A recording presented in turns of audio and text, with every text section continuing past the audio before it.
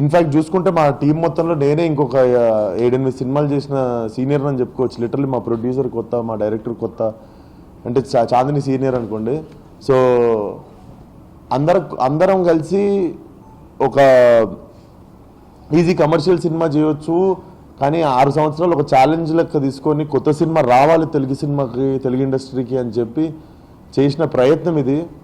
So మనం support చేయకపోయినా పర్లేదు, but don't find ways to ఇదే ఈ బాట్స్. నాకు తెలియదు ఎవరు చేస్తున్నారు మన వెనక, అండ్ నేను పట్టించుకోదలుచుకోలేదు, ఎందుకంటే నాకు అంత టైం లేదు. The only thing I can do is like keep trying new content and still make it commercial and still get good films to audience.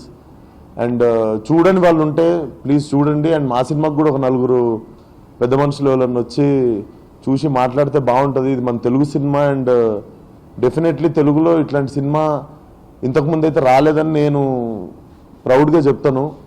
Definitely ఈ సినిమాకి Gaami won't stop here. Gaami ఇప్పుడే స్టార్ట్ అయింది అనుకోవచ్చు, ఎందుకంటే this will go very far.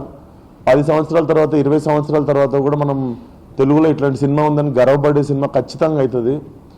నేను over కాన్ఫిడెంట్గా మాట్లాడుతున్నాను. Cinema release అయిన 4 రోజుల తర్వాత మాట్లాడుతున్న మాటలు ఇవి. So I'm only expecting people to understand the intention. మా ఇంటెన్షన్, మేము ఏ ఇంటెన్షన్తో ఈ సినిమా చేసినాం అన్నది అర్థం చేసుకోండి.